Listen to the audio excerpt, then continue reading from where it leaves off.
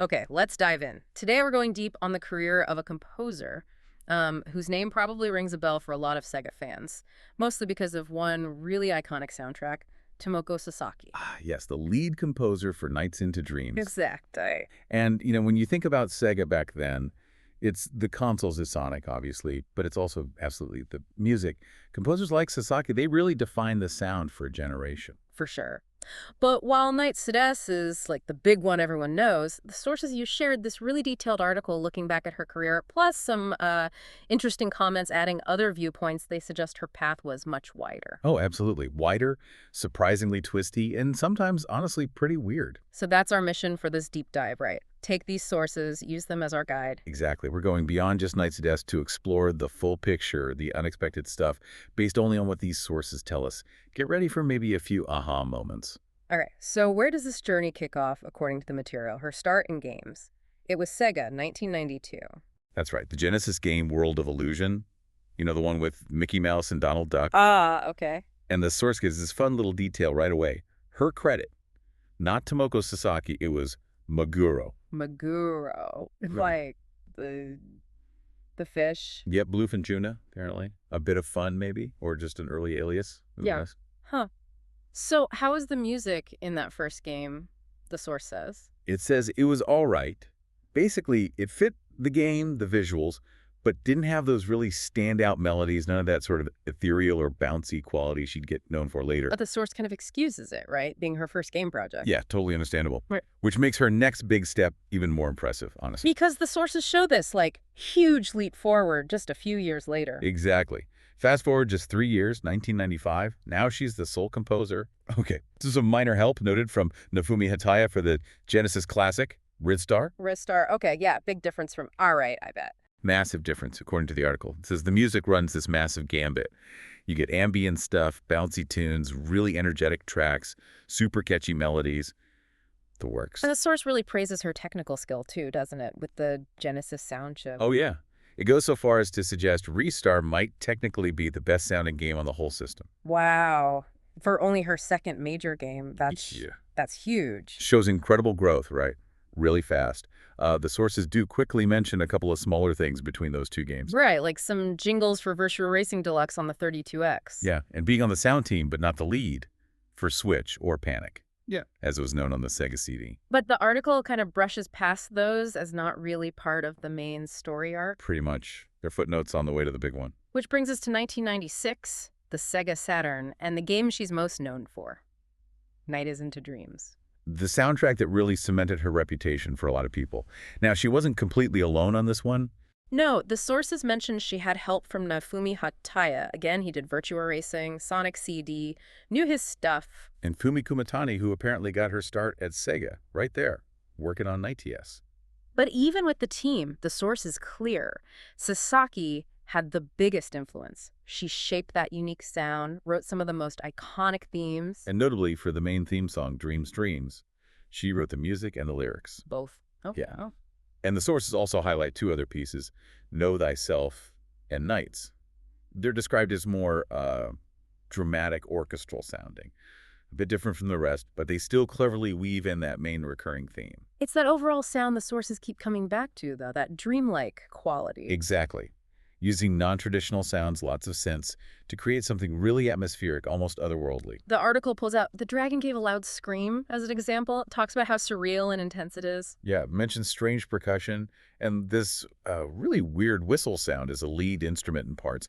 Describes it as sounding totally unreal. Yeah. Like something inhuman. That really paints a picture, doesn't it? Fits the whole dream concept perfectly. And the sources, both the main article and the comments, they agree on its legacy. It's considered one of the Sega's absolute best soundtracks. Yeah. A high point for the Saturn, for sure. So, okay. You create this legendary soundtrack for Night Says. The logical next step would seem to be more big Sega scores, right? Yeah, I'd think. And the sources do list some minor contributions after Night Says, like Burning Rangers, Sonic Adventure, Space Channel 5. Just contributions, though. Right. But then, according to the article, she does something completely unexpected. She comes back to the forefront, but not just composing. She created her own game. Yeah. Roommania #203 came out in 2000 for the Dreamcast, then PS2 in 2002. but Japan only, the sources say. Roommania #203, what kind of game even was it? The sources had some weird descriptions. Oh, fantastic descriptions like Tamagotchi with an otaku, or maybe a life intervention simulator. Life intervention. Basically, you play this godlike observer watching one guy, Naiji, live his super mundane life in his tiny apartment. And you influence him, get this, by flicking little balls at things in his room. You flick balls at his stuff? To? Make his life less boring. Pretty much.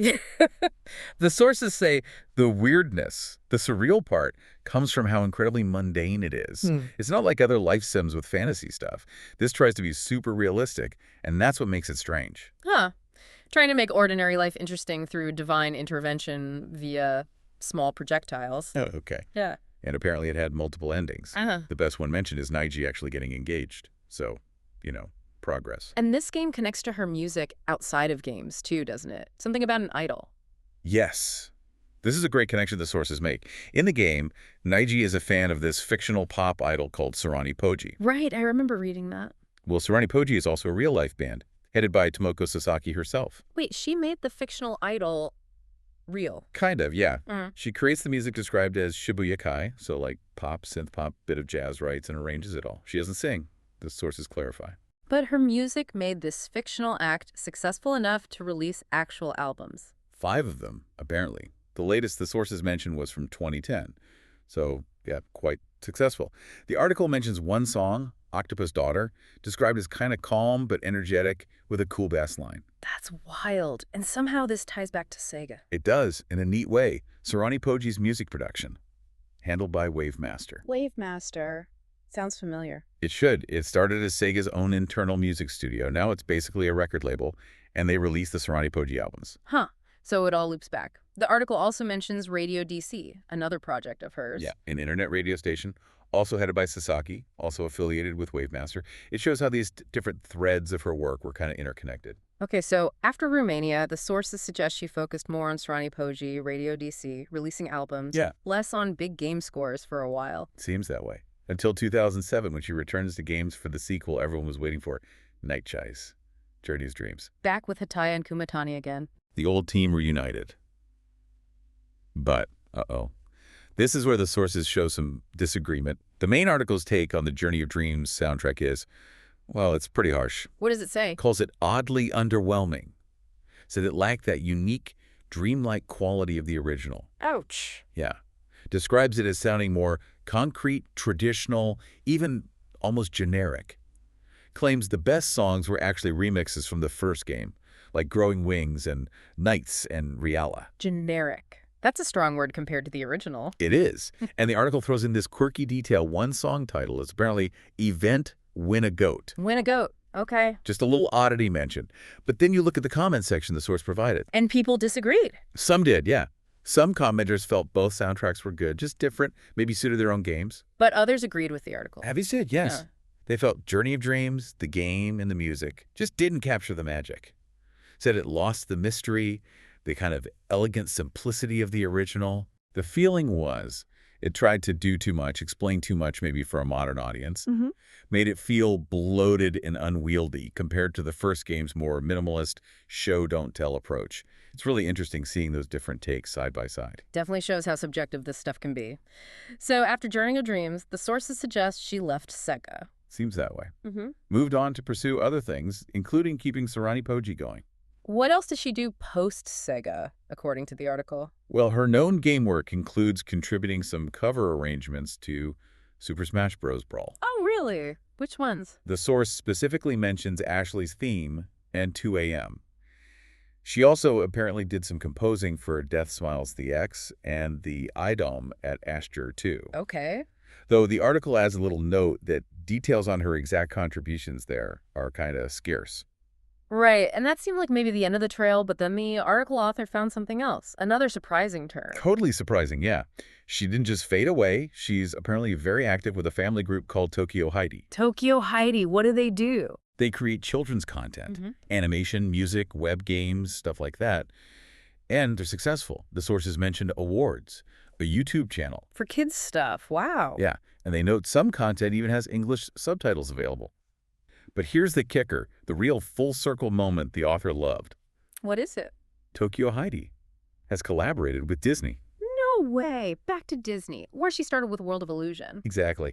The source author found this really delightful. They thought her story might have just ended quietly after Journey of Dreams, but instead, she's still creating just in a totally different field and loops right back to Disney. It's a pretty great find. Wow. Okay, so just looking at the path laid out by these sources, Yeah. it's incredible. Starts with Disney SEGA games, masters the Genesis sound for Ristar, creates the legendary Night's Dust score. Then pivots completely to design this bizarrely mundane life sim, Roommania, launches a real pop band from it, keeps ties with Sega via Wavemaster. And then, after the mixed reception of the Night sequel, reinvents again into successful children's media, even working with Disney again. What a career. It really shows she's so much more than just the composer of Nights, doesn't it?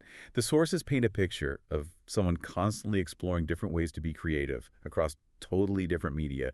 Game scores, game design, pop music, kids animation. It's not linear at all. It really isn't. It makes you wonder if we talked about that dreamlike or surreal quality in Nights. How do you, listening to this, see maybe echoes of that in something as different as Romania, which was surreal because it was so normal? Or even in children's animation. Hmm. Could that same imagination that built dream worlds find an outlet in creating for kids? It's a fascinating question, isn't it? What hidden connections pop up when you trace a creative life that takes such varied, unexpected routes like the one described in these sources? Something for you to think about.